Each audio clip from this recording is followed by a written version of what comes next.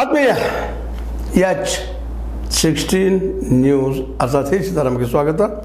ನಾನು ನಿಮ್ಮವ MI ಅಥವಾ ಮಲ್ಲಪ್ಪ ಜೋತಾವರ್. ಆತ್ಮೀಯರೇ, ನಾನು ಸಾಕಷ್ಟು ವಿಡಿಯೋಗಳನ್ನು ಮಾಡಿದ್ದೀನಿ ಶಿಕ್ಷಣ ಕುರಿತಾಗಿ. ಫ್ರೀ ಶಿಕ್ಷಣ ಆಗಬೇಕು ಅಂತೆಲ್ಲ ಅದನ್ನು ಯಾರೂ ದಾದ ಮಾಡ್ತಾಯಿಲ್ಲ, ಕಿವಿ ಮೇಲೂ ಹಾಕ್ಕೊಳ್ತಾ ಇಲ್ಲ. ರೈತರದ್ದು ಕಾನೂನು ಆಗಬೇಕು, ಬೆಂಬಲ ಬೆಲೆ ಅಂತ ಹೇಳ್ತಾ ಇರ್ತೀನಿ ಮೇಲೆ ಅದನ್ನು ಯಾರು ಈವನ್ ರೈತರು ಸಹ ಸ್ಪಂದಿಸ್ತಾ ಇಲ್ಲ ಅನ್ನಿಸ್ತದೆ ನನಗೆ. ಮತ್ತು ಕಬ್ಬು ಬೆಳೆದು ಬೇಕಾಗಿಲ್ಲ ಅಂತ ಹೇಳ್ತೀನಿ, ಅದ್ರ ಬಗ್ಗೆ ಯಾಕೆ ಕೇಳ್ತಾ ಇಲ್ಲ. ಕೇಳಿ ಬಿಡಲಿ, ನಾನು ಹೇಳೋ ಕರ್ಮ. ನಾನು ಏನಂತಲ್ಲ, ನಮ್ಮ ಶಿವರುದ್ರಪ್ಪ ಹೇಳ್ತಾರೆ, ನಾನು ಹಾಡ್ತೀನಪ್ಪ, ನೀವು ಕೇಳ್ತಿರೋ ಬಿಡೋದು ನಿಮಗೆ ಬಿಟ್ಟಂಥ ವಿಷಯ ಅಂತ. ಹಂಗೆ ಇವತ್ತೊಂದು ಪ್ರಜಾವಾಣಿಯಲ್ಲಿ ಒಂದು ಮುಖ್ಯ ಲೇಖನ ನೋಡೋದು ಸಂಡೇ ದಿವಸದ್ದು. ಅದನ್ನು G. ಶಿವಕುಮಾರನವರು ಅಂತ ಅವ್ರು ತಯಾರು ಮಾಡಿದಾರೆ ಲೇಖ. ಶುಲ್ಕ ಹೆಚ್ಚಳ, ಶಿಕ್ಷಣದಾಗ ಶುಲ್ಕ ಮಾತ್ರ ಹೆಚ್ಚು ಮಾಡ್ಯಾರ ಈ ವರ್ಷ. ಹಗಲು ದರೋಡೆನೂ ಅದ, ಎಲ್ಲ ಮಾತ್ರ ಇಲ್ಲ. ಮೊದಲನೇದಾಗಿ ಖಾಸಗಿಯವರ ಕೈಯಲ್ಲೇ ಶಿಕ್ಷಣ ಕೊಟ್ಟಿದ್ದು ತಪ್ಪಲ್ಲದು, ಅಪರಾಧ. ಯಾಕಂದ್ರೆ ಪಾಪ ಅವ್ರು ತಪ್ಪಲ್ರಿ, ಅವ್ರಿಗೂ ದುಡ್ಡು ಹೆಚ್ಚು ಮಾಡೋರು ಅವರು. ಯಾಕಂದ್ರೆ ನಡಿಬೇಕಲ್ರಿ, ಅವರು ಕಟ್ಟಡ ತೆಗಿಬೇಕು, ಪೇಮೆಂಟ್ ಕೊಡಬೇಕು ಟೀಚರ್ಗಳಿಗೆ. ಜೊತೆಗೆ ಅವರೆಲ್ಲ ಹೇಳ್ತಾರೆ ಅವರು, ಮತ್ತು ಸ್ವತಃ ಅವರು ಆರ್ಗ್ಯುಮೆಂಟು ಮಾಡ್ತಾರೆ. ಕುಸ್ಮಾದವರು ಕಟ್ಟಡ ತೆಗಿಬೇಕು ರೀ, ಖರ್ಚು, ಮೈದಾನ ನಾವು ಜಾಗ ಉಳಿತೀವಿ ಅದನ್ನು ತೆಗಿಬೇಕು, ಎಲ್ಲ ತೆಗಿಬೇಕಲ್ರಿ ಪಾಪ ಅವರು. ತೆಗೆದು ಉಳಿದಷ್ಟ ಅಂದಾಗ ಪೇಮೆಂಟ್ ಪ್ರತಿ ವರ್ಷ ಮಾಡ್ತಾ ಹೋಗ್ತಾರೆ. ಈಗ ಲೆವರ್ ಕೆ ಜಿಗೆ 52,000 ತೊಗೊತಾರೆ ರೀ, 1 ಲಕ್ಷ ತೊಗೊತಾರೆ ರೀ, 2 ಲಕ್ಷ ತೊಗೊತಾರೆ ರೀ. ಯಾರಿಗೆ ಹಾಕಿ ಸಾಧ್ಯದ್ರಿ? ಕೋರ್ಟ್ಗೆ ಹೋದ್ರೆ ಕೋರ್ಟು ಅಂತದ್ದು ನಾಳೆ ಈಗಲ್ಲ ಅಂದದ್ರಿ ಹಿಂದಿನ ಇದರಲ್ಲ. ಇಲ್ಲ ಅವ್ರ ಪಾಪ ಎಲ್ಲ ಪೇಮೆಂಟ್ ಮಾಡೋದು ಎಲ್ಲ ಮಾಡೋದು ಅವ್ರಿಗೆ ಕೊಡಬೇಕಲ್ರಿ, ಜೀವನ ನಡೆಸ್ಬೇಕಲ್ಲ ಅವ್ರದ್ದು. ಹೆಚ್ಚು ಮಾಡ್ತಾರೆ ಅವ್ರ. ಯಾರಿಗೆ ಶಕ್ತಿ ಕರಿತಾ ಉದಾರಿಲ್ಲ ಅಂತ ಹೇಳ್ತಾರೆ ಕೋರ್ಟು ಸಹಿತ. ಇದು ಗೊತ್ತೇನು? ಇವತ್ತೇನೋ ನಮ್ಮ G. ಶಿವಕುಮಾರ್ ಅವರು ಒಳ್ಳೆಯ ಲೇಖನ ಮಾಡಿದ್ದಾರೆ ಪ್ರಜಾವಾಣಿಯಲ್ಲಿ, ಮತ್ತು ಪ್ರಜಾವಾಣಿ ಒಳ್ಳೆಯ ಕಾಳಜಿಯಿಂದ ಈ ಕೆಲಸವನ್ನು ಮಾಡ್ಯದ. ಅವ್ರಿಗೆ ನಾವು ಹ್ಯಾಟ್ಸಪ್ ಹೇಳಬೇಕು. ಆದರೆ ಇಲ್ಲಿ ಪರಿಸ್ಥಿತಿ ಏನೈತೆ ಅಂತಂದ್ರೆ, ಖಾಸಗಿಯವರು ದುಡ್ಡು ಅಥವಾ ಶುಲ್ಕ ಅಥವಾ ಫೀ ಹೆಚ್ಚು ಮಾಡಿದ್ರೆ ನಾವೇನೂ ಮಾಡಲಿಕ್ಕೂ ಸಾಧ್ಯ ಇಲ್ಲ. ಅವ್ರು ಖರ್ಚು ತೋರಿಸ್ತಾರೆ ರೀ. ಮತ್ತಂದಾಗ ಏನು ಇದಕ್ಕೆ ಪರಿಹಾರಪ್ಪ ಅಂತಂದ್ರೆ, ಒಂದು ಯಾರ ಶಾಲೆಗೆ ಹಚ್ಬೇಕಂತಲ್ಲ, ದುಡ್ಡಿದ್ರೆ ಹಚ್ಚೋದು, ಇಲ್ಲ ಅಂತ ಮಕ್ಕಳನ್ನ ಬಿಡಿಸ್ಬಿಡೋದು, ಸಹಜವಾಗಿ ಹೇಳುವಂಥ ಮಾತು. ಸಾಧ್ಯತೆಯೂ ಶಿಕ್ಷಣ ಎಲ್ಲರೂ ಬೇಕಲ್ರಿ. ಶಿಕ್ಷಣ ಇದು ಮೂಲಭೂತ ನಮ್ಮೆಲ್ಲರದ್ದು ಹಕ್ಕು. ಸರ್ಕಾರಿ ಶಾಲೆಗಳು ನೋಡಿದರೆ ಆ ಪ್ರಮಾಣದಲ್ಲಿ ಗುಣಮಟ್ಟ ಇಲ್ಲ ಅಂತ ಎಲ್ಲರ ವಾದ. ಎಷ್ಟು ಮಂದಿ ನೀವು ಎಲ್ಲರೂ ಬೇಕಾದ್ರೂ ಕೇಳಿದ್ರು, ಯಾರ್ಯಾರು ಪ್ರೈವೇಟ್ ಸ್ಕೂಲಿಗೆ ಹಚ್ತಾರ ಅವ್ರನ್ನ ಕೇಳಿರಿ, ಮಾತಾಡಿಸಿ ನೋಡ್ರಿ. ಜಸ್ಟ್ ಇದು ರಗಡ ಉದಾಹರಣೆ ತೊಗೊಂಡಿದ್ದಾರೆ ಅವರು. ಸಾಕಷ್ಟು ಜನರು ಉದಾಹರಣೆ ತೊಗೊಂಡಿದ್ದಾರೆ ಈ ಪ್ರಜಾವಾಣಿ ಏನು ಸ್ಪೆಷಲ್ ಮಾಡಿದ್ರೊಳಗೆ. ಎಲ್ಲರದು ಒಂದು ಗೌರ್ಮೆಂಟ್ ಶಾಲೆಯಾಗ ಸರಿಯಾಗಿ ಕಲಿಸೋದಿಲ್ಲ ರೀ, ಟೀಚರ್ ಇರೋದಿಲ್ಲ ರೀ, ಸರಿಯಾಗಿ ಬರೋದಿಲ್ಲ ರೀ, ಬರೀ ಮಧ್ಯಾಹ್ನ ಊಟದ ಬಿಸಿ ಊಟಕ್ಕೆ ಹಾಕೋದ್ರಾಗ ಓಡಾಡ್ತಾರೆ ರೀ. ಒಂದು ಎಲ್ಲರೂ ಬೇಕಾದ್ರೆ ಹೋಗಿ ಇವತ್ತು ಎನ್ಕ್ವೈರಿ ಮಾಡಿಸ್ಬೋದು. ಮಕ್ಕಳು ಬಿಸಿ ಊಟಕ್ಕೆ ಹೋಗ್ತಾರೆ ರೀ. ನಾವು ಒಳ್ಳೇದದ ನಮ್ಮದೆಲ್ಲ, ನಾವು ಅನುಕೂಲಿಸ್ತದೆ ಇದ್ರೊಳಗೆ. ಅದಕ್ಕೆ ನಮ್ಗೆ ಬೇಡಪ್ಪ, ನಾವು ಸಾಲ ಮಾಡಿದ್ರು ಪ್ರೈವೇಟ್ ಶಾಲೆಗೆ ಕಲಿಸ್ತೀವಿ, ಮತ್ತು ಮುಗಿದು ಕಲಿಸ್ರಿ, ಸಾಲ ಮಾಡಿ ಕಲಿಸ್ರಿ, ಸಾಲ ಮಾಡಿ ಕಲಿಸ್ರಿ ಅಂತ ಸರ್ಕಾರ ಕೈ ಚೆಲ್ಲಿ ಬಿಡ್ತದೆ ಈ ವಿಷಯದಲ್ಲಿ. ಅದಕ್ಕೆ ಇದಕ್ಕೆ ಹಾದು ಏನಂತ, ನಮ್ಮ ಮಕ್ಕಳು ಉನ್ನತ ಶಿಕ್ಷಣ ಬೇಕು, ಒಳ್ಳೆಯ ಶಿಕ್ಷಣ ಬೇಕು, ನಾಳೆ ಅವ್ರ ಕಾಲ ಮೇಲೆ ಅವ್ರು ನಿಲ್ಲಬೇಕು ಅಂಥೇಳಿ ಎಲ್ಲ ಪ್ರತಿಯೊಂದು ತಂದೆ ತಾಯಿನೂ ಇವತ್ತು ಬಯಸ್ತಾ ಇದ್ದಾರೆ. ನಮ್ಮ ತಪ್ಪಾಗ್ಯದಪ್ಪ, ನಮ್ಮ ಮಕ್ಕಳು ತಪ್ಪಾಗಬಾರ್ದು, ನಾಳೆ ಭವಿಷ್ಯವಾಗಲಿ ಅವ್ರದ. ನಾವು 10 ರೂಪಾಯಿಗೆ 50 ರೂಪಾಯಿಗೆ 100 ರೂಪಾಯಿಗೆ ದುಡಿಯುವಂಥ ಪ್ರಸಂಗ ನಮ್ಮ ಮಕ್ಕಳೇ ಬರೋದು ಬೇಡ. ಪ್ರತಿಯೊಬ್ಬ ತಂದೆ ತಾಯಿ ಮನದಾಳದ ಮಾತು. ಆ ಪ್ರಮಾಣದಲ್ಲಿ ಮಕ್ಕಳು ಬೆಳಿಬೇಕಾಯ್ತು ಅಂದರೆ ಉನ್ನತ ಶಿಕ್ಷಣ ಬೇಕು, ಪ್ರೊಫೆಷನಲ್ ಶಿಕ್ಷಣ ಬೇಕು. ಪ್ರೊಫೆಷ್ನಲ್ ಅಂತ ಇದು ಜಲ್ ಅಂತದು. ಏನು ರೀ ಗೌರ್ಮೆಂಟಿಗೆ ನಾವು ಈಗ MBBS ಏನಾದರೂ ಸೆಲೆಕ್ಷನ್ ಆದ್ರೆ ನಮ್ಮ ಮಕ್ಕಳು ಯಾವ ಪ್ರಮಾಣದಲ್ಲಿ ಕೊಡಬೇಕು? ಅದು ದೂರ ಬಂದ್ಬಿಡ್ಲಿ. MBBS ಸೆಲೆಕ್ಷನ್ ಹೌದು ಮಾಡೋದು ಎಲ್ಲಿ ಅದನ್ನು ಗೊತ್ತಿಲ್ಲ. ಮತ್ತು ಕೋಚ್ ಹೋಗ್ಬೇಕು, ಆ ಕೋಚ್ ದುಡ್ಡು ಹಾಕಬೇಕು. ಅಯ್ಯೋ ಯಪ್ಪ, ನೆನೆಸ್ಕೊಂಡ್ರೆ ಇದು ಬಗಲದ ಸರ್. ಮಧ್ಯಮ ವರ್ಗ, ಕೆಳ ಮಧ್ಯಮ ವರ್ಗ, ಏನೋ ಕೇವಲ ಕೆಲಿಗೆ ಪದ್ರ ಜನ, ಮೇಲಿನ ಜನ ಅಷ್ಟೇ ಕಲಿಸ್ಬೇಕು. ದುಡ್ಡಿದ್ದವ್ರು ಮತ್ತು ಜಾತಿ ಅಂತ ಹೇಳೋದನ್ನ ಇಲ್ಲ, ದುಡ್ಡಿದ್ದವ್ರು. ಮತ್ತು SC ST ಗಳಿಗೆ ಸಿಗೋದಿಲ್ಲ ಪಾಪ. SC ST ಮತ್ತು ದುಡ್ಡಿದ್ದವ್ರು ಕಲಿಸ್ಬೇಕಾಗುತ್ತೆ. ದುಡ್ಡಿದ್ದವ್ರು ಪಾಪ ಹೋಗಿಲ್ಲ, ಅವ್ರು ಏನೇನೋ ಕಾರಣ ತೆಗೆದು ಬಿಡ್ತಾರತ್ತೆ. ನಾವೇನು ಬದಲಾಗಲಿಕ್ಕೆ ಸಾಧ್ಯ ಇಲ್ಲ ಈ ವ್ಯವಸ್ಥೆ ಜೊತೆಗೆ. ಸ್ವತಂತ್ರವಾದ ಮೀಡಿಯಾಗೆ ಬೇಕಾಗಿರುವುದು ಸ್ವತಂತ್ರ ಧ್ವನಿ. ಆ ಸ್ವತಂತ್ರ ಧ್ವನಿ ಉಳಿಸಲು ನೀವು ಮಾಡಬೇಕಾದದ್ದು ಇಷ್ಟೇ. ಅದೇನಪ್ಪಾ ಅಂತಂತಂದ್ರೆ, ನಿಮ್ಮ ಕೈಲಾದಷ್ಟು ಸಹಾಯ ಈ ಚಾನಲ್ಗೆ ಮಾಡಿ ಹಾಗೂ ನಿಮ್ಮ ಧ್ವನಿಯನ್ನು ಕಾಪಾಡಿಕೊಳ್ಳಿ. ಸರ್ಕಾರಕ್ಕೆ ಆಗ್ತಾ ಇಲ್ಲ ಬದಲಾಗಲಿಕ್ಕೆ. ಕಂಟ್ರೋಲ್ ಮಾಡ್ರಪ್ಪ ಇದನ್ನು ಫೀಸ್ ಅಂತ ಹೇಳಿದ್ರೆ ಒಂದು ಮಂಡಳಿ ಮಾಡಲಿ ಏನು ಮಾಡಿದ್ರಿ? ಅವ್ರು ಹೇಳ್ತಾರೆ, ನಮಗೆ ಕಾಸು ಬರೆದು ಕೊಡಪ್ಪ, ನೀವು ಗೌರ್ಮೆಂಟ್ ಕೊಡ್ರಿ ಅಂತಾರೆ. ಗೌರ್ಮೆಂಟ್ ಕೊಡೋಕ್ಕಾಗ್ತದೆ ಎಲ್ಲನೂ. ಅವ್ರು ಸಿಕ್ಕಾಬಿಟ್ಟು 1-2 ರೇಟ್ ಹಾಕ್ತಾರೆ. ಅದನ್ನು ಹೇಳೋ ಉದ್ದೇಶ ಏನಪ್ಪ ಈ ಸಂದರ್ಭದಲ್ಲಿ ಅಂತಂದ್ರೆ, ಈಗ ನೋಡಿರಿ PUC ಸೈನ್ಸ್ ಓದ್ಬೇಕಾದ್ರೆ ಎಷ್ಟು ಕಷ್ಟ ಅದ, ಎಷ್ಟಿದೆ ಸ್ಕೂಲ್ ಇದ್ರದ್ದು ಗೌರ್ಮೆಂಟ್ ರೇಟಾ, ಗೌರ್ಮೆಂಟ್ ಕಾಲೇಜ್ ರೇಟ್ ಎಷ್ಟಪ್ಪ? ಗೌರ್ಮೆಂಟ್ ಕಾಲೇಜ್ ಅಂತ ಇಲ್ಲೆಲ್ಲ ಪ್ರೈವೇಟ್ ಇದ್ದಾವೆ. ಅದಕ್ಕೆ 3,000, 2,000, 4,000 ಇರ್ತದೆ ಗೌರ್ಮೆಂಟ್ ಫೀ.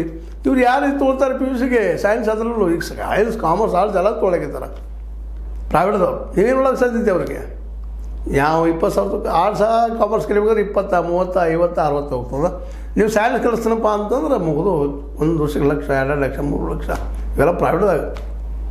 ಏನೊಂದು ಪ್ರತಿಷ್ಠಿತ ಕಾಲೇಜ್ ಅದ ರೀ ಅಂತಾರ, ಹೋಗಿರಿ ತೆಗಿರಿ 4 ಲಕ್ಷ 5 ಲಕ್ಷ ವರ್ಷಕ್ಕೆ ಬರೀ ಫೀಸ್ ಇದು. ಮತ್ತು ಊಟದ ಖರ್ಚು ಅದು ಬೇರೆನ ಇಲ್ಲ. ಸಾಕಷ್ಟು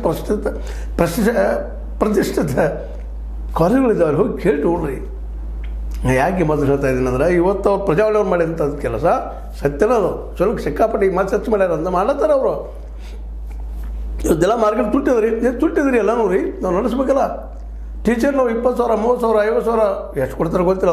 ಅವ್ರಿಗೆ ಗೊತ್ತಿದ್ದಂಥದ್ದು ಅವ್ರಿಗೂ ಹೆಚ್ಚು ಕೊಡೋದಿಲ್ಲ. ಅವರು ಟೀಚರ್ಗಳಿಗೂ ಲೆಕ್ಚರ್ಗಳಿಗೆ ಹೆಚ್ಚು ಕೊಡೋದಿಲ್ಲ. ಭಾಳ ಅಂದ್ರೆ 10-20,000 ಭಾಳ ಸಣ್ಣದನಪ್ಪ ವ್ಯಕ್ತಿ, ಭಾಳ ಸ್ಟ್ಯಾಂಡರ್ಡ್ ಅದನಂದ್ರೆ ಒಂದು ತಿಂಗಳು 40, 20, 30, 50 ಅಂತಿ ಕೊಚ್ಚಿತ್ತು ಕೊಡು. ಅದು ಮ್ಯಾಥ್ಸ್ ಕಲಿಸೋರಿಗೆ, ಫಿಸಿಕ್ಸ್ ಕಲಿಸೋರಿಗೆ, ಕೆಮಿಸ್ಟ್ರಿ, ಬಯಾಲಜಿ ಕಲಿಸೋರಿಗೆ ಒಂದಿಷ್ಟು ಕೊಡ್ಬೋದೇನೋ. ಕೊಡೋದವ್ರಿಗಂತ ಏನಿಲ್ಲ. ಗಳಗಂಟಿ ನಗರ ಮಂದಿ ಹೇಳ್ತಾರೆ, ಹೋಗ್ರಿ ಕ್ಯಾಂಡಿಡೇಟ್ ಹೇಳ್ತಾರೆ ಅಂತ ಹೇಳ್ತಾರೆ. ಇದಕ್ಕೆಲ್ಲ ಕಾರಣ ಯಾರು? ಒಂದದು ಮತದಾರ.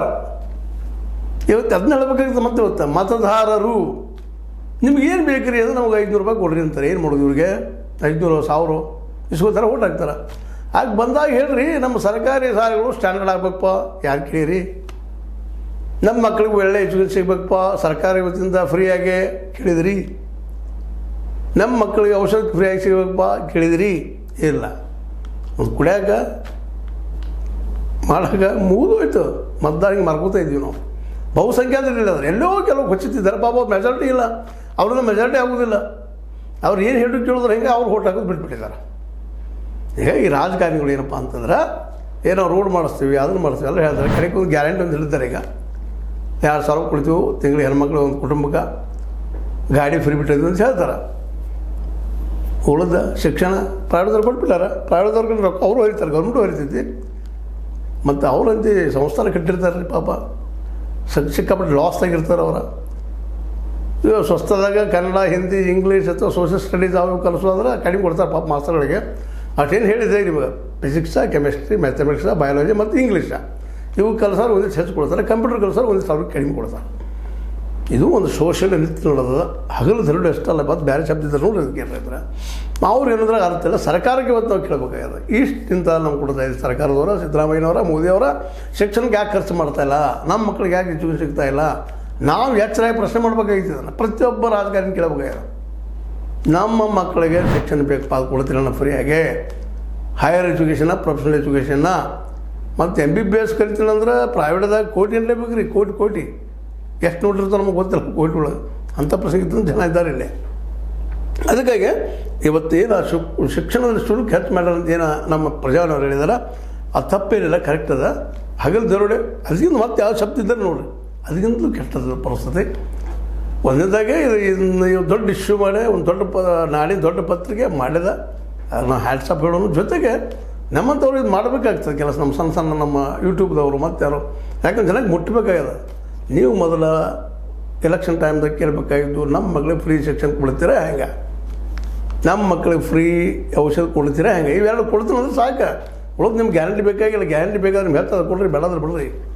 ದುಡ್ಡು ತಿನ್ನೋದು ಕಸೋರು ಇಲ್ಲದ ಫ್ರೀ ಎಜುಕೇಷನ್ನ, ಫ್ರೀ ಮೆಡಿಸನ್ನ, ಇವೆರಡೂ ಮುಖ್ಯ. ಯಾಕಂದ್ರೆ ಉದ್ಯೋಗ ಕೊಡೋದು ನೀವು ಗೊತ್ತದ. ಉದ್ಯೋಗ ಸೃಷ್ಟಿನೇ ಇಲ್ಲ. ಕಳೆದ 12 ವರ್ಷ ಆಯಿತು, ಹಿಂದಿಂದ ಆಯಿತು.